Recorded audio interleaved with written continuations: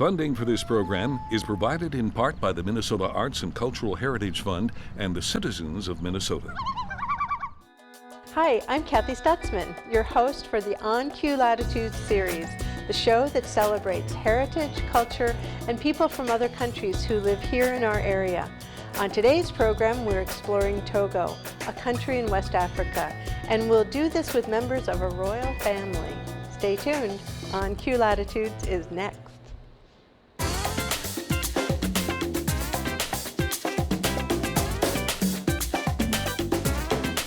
From KSMQ Television in Austin, this is On Cue Latitudes, the show that celebrates heritage, culture, and people from other places in the world now living here in our area. On Cue Latitudes.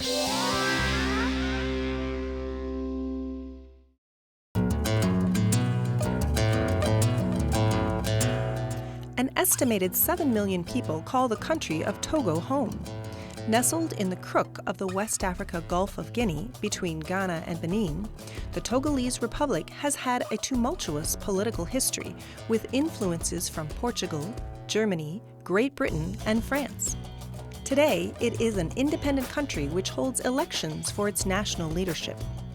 Its capital, Lomé, sits on the coast and bustles with export activities including cotton, phosphates, coffee, and cocoa.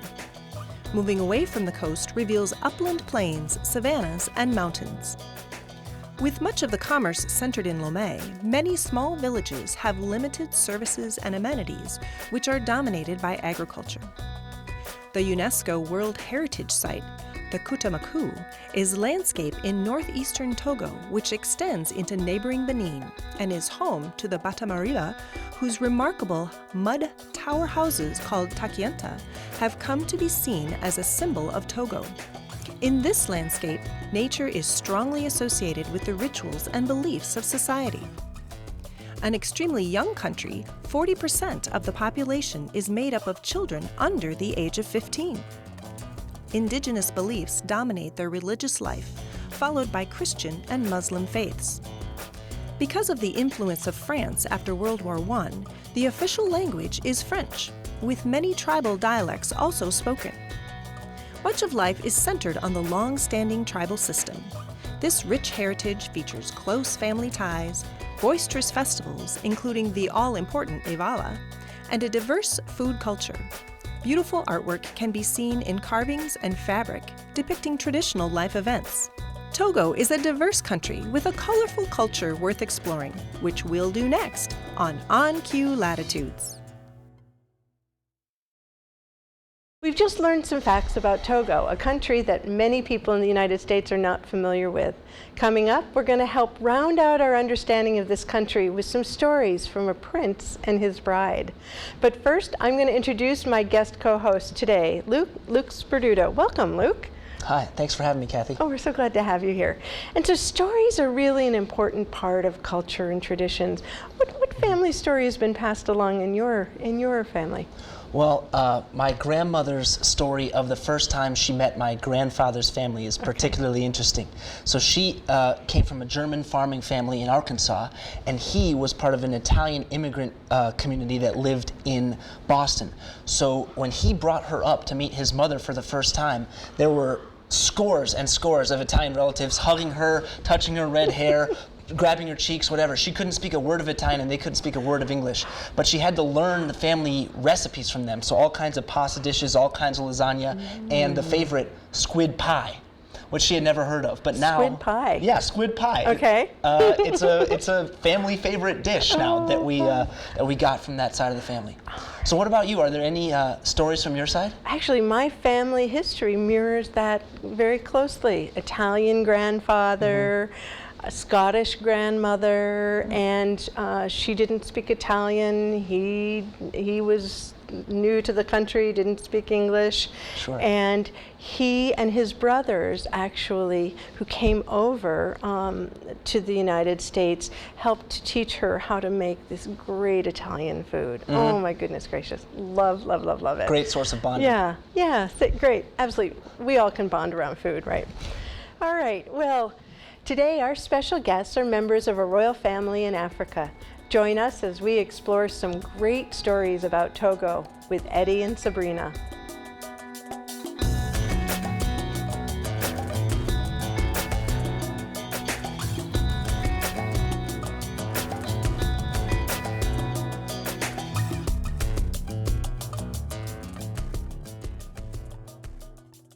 I am so excited to have two special guests with us today to talk about Togo. Eddie and Sabrina Devine have lived in Austin for many years. Eddie actually is a prince, and he has a very official title in Togo, which we'll let him explain in just a moment. He and Sabrina met at a local office supply store by chance. Luke and I are so glad to have them with us here today. Welcome. Welcome. Thank you. Thank you. Thank you. Thank you. All right, well, we'd love to begin by first hearing a little bit about Togo. Can you tell us Togo? Tell us something about Togo. Togo is a little country located in West Africa. It's by the coast, gorgeous beach, and yeah, that's where I'm from. And can you tell us how you are called? What is your name in Togo? My name is Dokujo Edem Kokuvi, or Kokuvi Edem Dokujo, or Edem Kokuvi Dokujo. It doesn't really matter in which order you place it, but it's, yeah. And can you tell us a little bit about the name that you have currently, Eddie Devine? Eddie Devine, Eddie Link Devine. Link is my middle name. I chose Link because of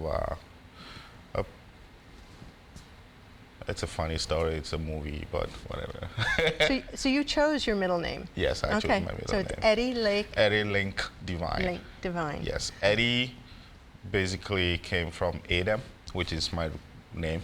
Edem, that is in French, and Americans cannot pronounce Edem. They pronounce it Edem. It is not Edem. It's Edem.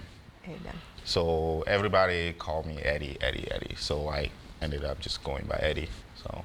Great. Well, And thank you. Devine has an interesting story too, because maybe you want to talk a little bit about that, how you Sure. decided to take her last name. Sure. So it came down when we were getting married, and he and I were having a discussion about what names we wanted to take. And we're both going through job searches and finishing school, and he goes, they cannot pronounce my name. They don't know who they're talking to, and it's really unfortunate, but it's kind of frustrating. So Yeah. I want to take your last name. And I said, but I want to take your last name because you're the one I'm marrying.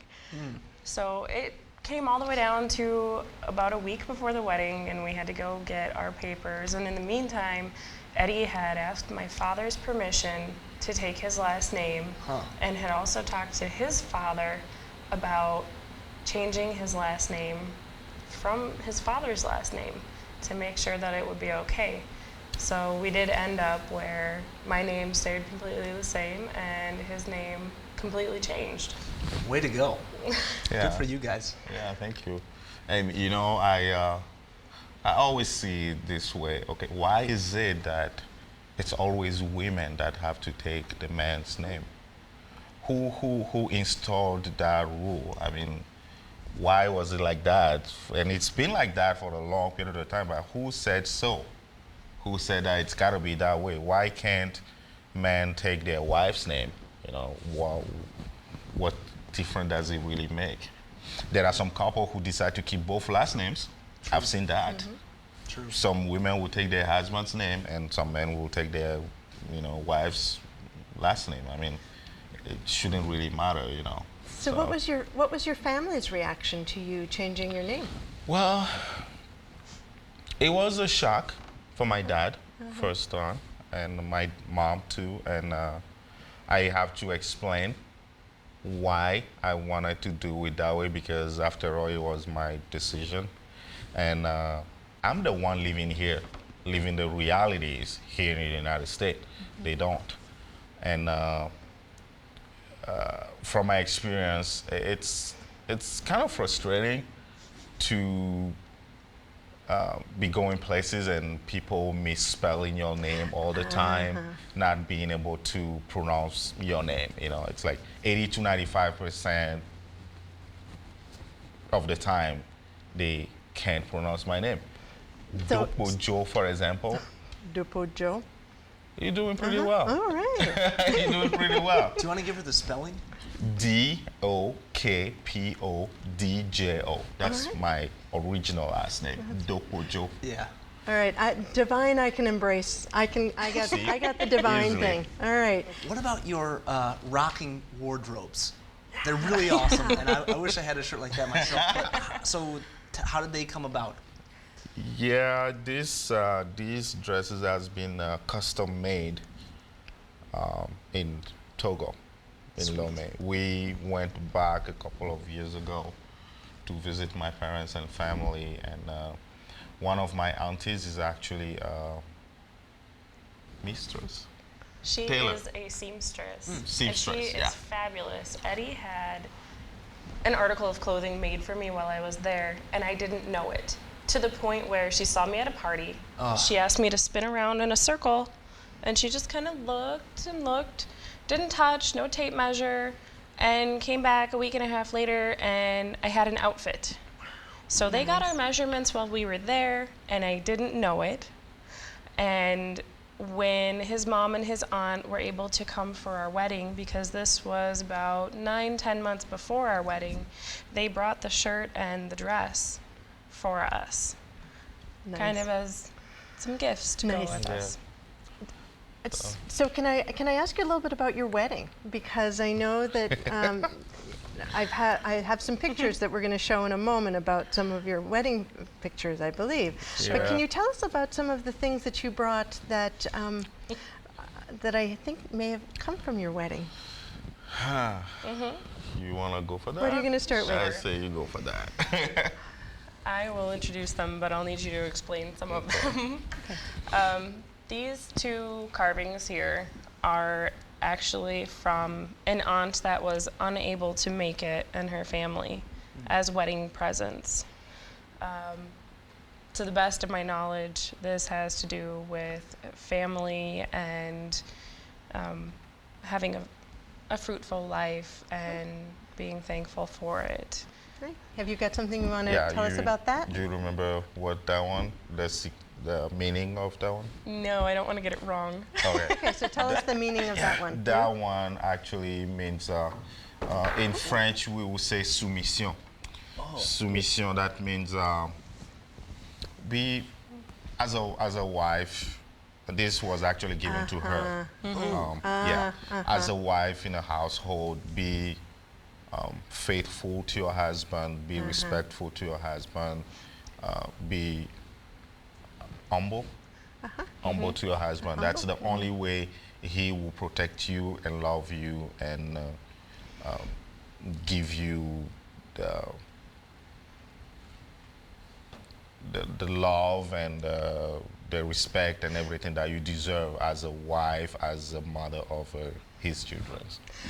Wow. So family seems really important. It is. Could you share a little bit about your family history in Togo? Yeah, I have a very, very interesting family. I have a very interesting family.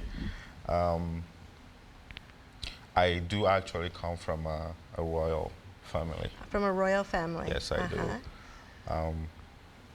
My dad's side and my mom's side, for the longest period of time, they've always have some sort of clash.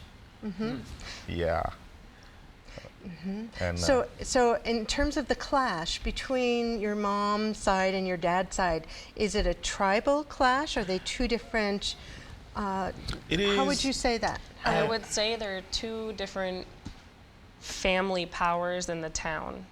One was always historically responsible for the safety and the security and being the warriors, which was Eddie's family, and then his mom's family was the spiritual. Really? Spiritual, historical records, religious leaders. In That's the gotta be community. just about the coolest synthesis you could possibly imagine. Any two families in history. That's an incredible story. So being as they were both the powerful families in the village, in the town, they both wanted to be the royal family, because there can only be one. There can only be one. Now, it has been in the Warriors family, it's been in Eddie's heritage. So his parents getting together was a bit of an unsettling moment. Yeah, it was quite interesting. It was quite interesting. So this actually leaves Eddie as in the line of the royal family. He is a prince. And so you've got these two powerful family structures, the warrior and the spiritual side. Yeah. And along comes Eddie. What happened then? Did you grow up in that community? Did you grow up with that, or how did that? I did not. Actually, I had to stay very far away from the village completely. So you had to leave the village. I have to leave the village, and my parents have to travel abroad. So they left with you. Yes. And well, where did they go? With me, and still in my mom's stomach, basically. Oh, before, okay. Yeah, because when my mom got pregnant, it was, they didn't really want me to leave, unfortunately, because it was some sort of, they call it abomination. I mean, it's not over there dead, but it's not gonna happen, you know. So sounds like Romeo and Juliet with the baby. Yes, Ah. yeah. So my dad has to take a very, very big decision and just disappear with my mom. So they disappeared. Where did they disappear to? They moved back to Europe. They went to Europe. Yes. All They right. moved to France. All right. So were you born in France? Yes, I grew up there. All right. So what brought you here to the United States? Studies, school. To school, to go to Yes. school. It's a good reason. Yeah. And sometimes I wonder why Austin. Apparently, he did his homework, and Austin is a very small town. You know, it's a very Riverland Community College. It's not a party town. It is actually a place where you can go and get your studies done. So, Did you study at Riverland? yes, Wow. yeah. That's I great. graduated from Riverland about 2 years ago. Yeah, with an associate's and about 5 certificates Yeah. in the IT field. And Yeah. so Riverland was selected for you by your father, Yes. who wanted you to come Yeah. to the Midwest and have an education. Yes. That's incredible. Yep, That's a great story. he had spoken to other people he knew who had sent their kids over to the United States and found out, there's party towns, there's places where it's a little difficult to get along, and ended up with some people who recommended Austin and recommended Riverland to Wow. have somebody focus on their studies. That's great. Speaking of what it's like to live in Austin, and earlier there was some discussion of Togo's tribal communities. So I don't know much about tribalism in Togo, but I was wondering if we could hear from you guys about, are there any analogs in the Austin community or in the Minnesota community or in the United States that sort of remind you very much of what it's like to interact with someone from another tribe back in Togo? Because we don't really have much like a tribe here, at least at first glance. Maybe there are some tribal things that are coming to mind. Yes. I believe Americans do also have, I would not call it tribe, because Americans, they call themselves one nation, which I do respect. But from my personal experience, not really. So one of the things that we're hoping to accomplish through the show is to create awareness and increase celebrations and embrace cultures and heritage and traditions of people who are living in our community who are from other countries. And so I'm wondering if you have one final thing that you would want to share, both of you, that you would want to share with the people who are watching this. What do you want to say? What do you want them to know about you as a person? Yeah.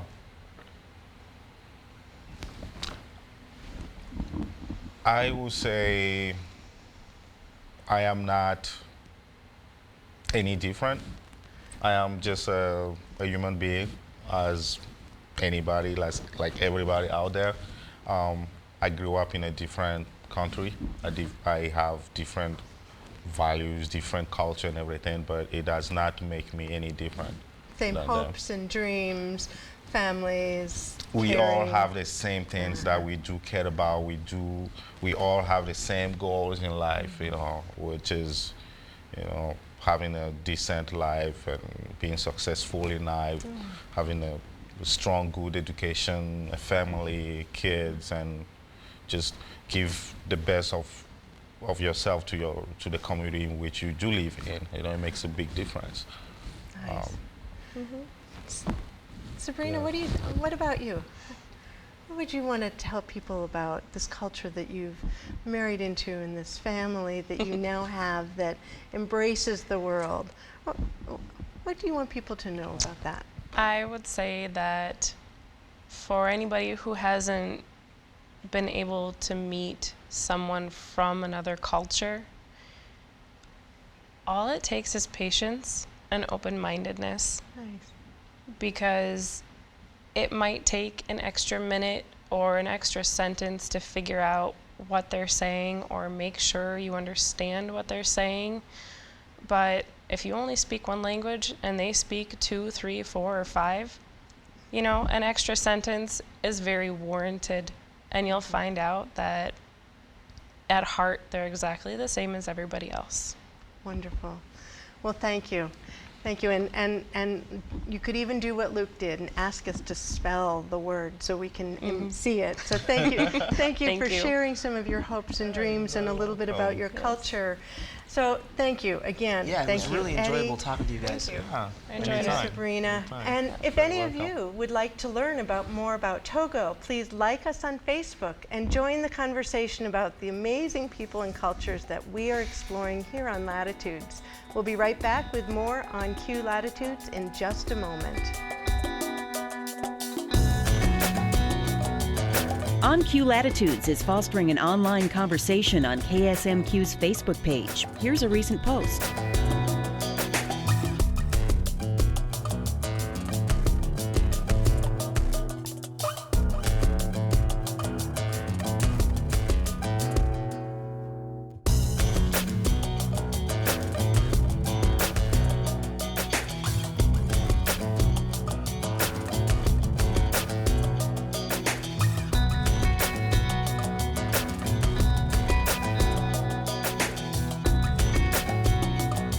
If you'd like to know more about the cultures we're exploring, like us on Facebook and join the conversation.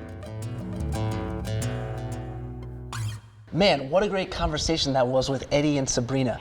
I mean, there were so many interesting topics, but one thing that I found really interesting was when Eddie was describing about the differences between his father's family's leadership of the village and his mother's family's leadership of the village, because they're such like strong families, but yet you had that feudal aspect, you know, where it's like they want control and they want control, and it was so strong, such a strong pressure that Eddie ended up having to leave the country, which is just really hard to imagine.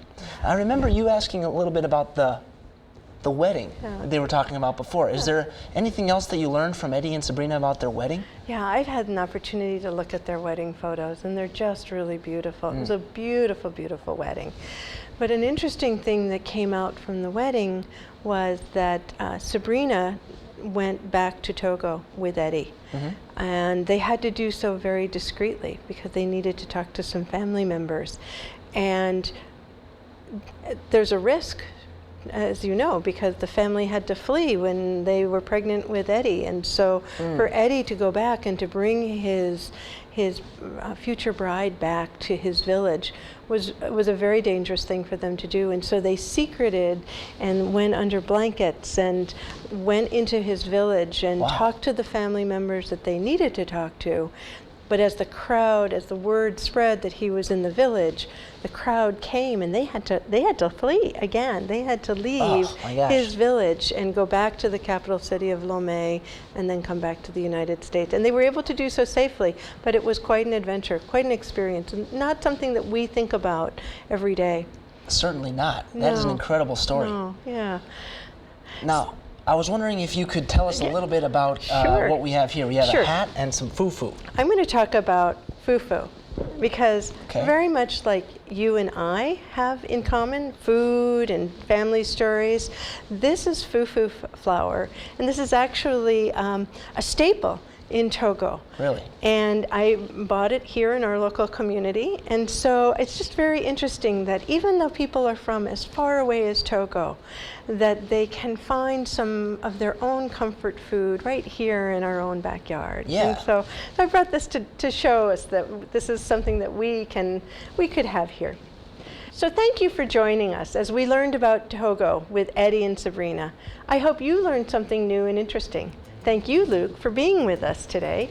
I look forward to exploring another country next time on Q Latitudes. I'm your host, Kathy Stutzman.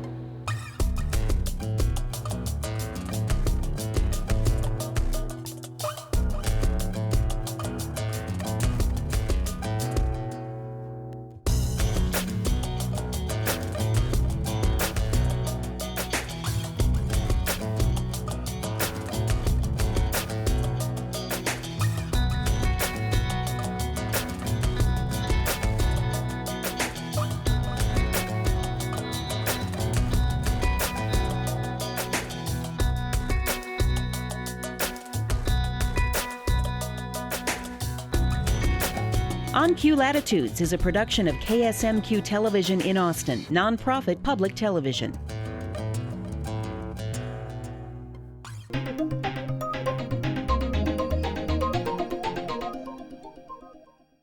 Funding for this program is provided in part by the Minnesota Arts and Cultural Heritage Fund and the citizens of Minnesota.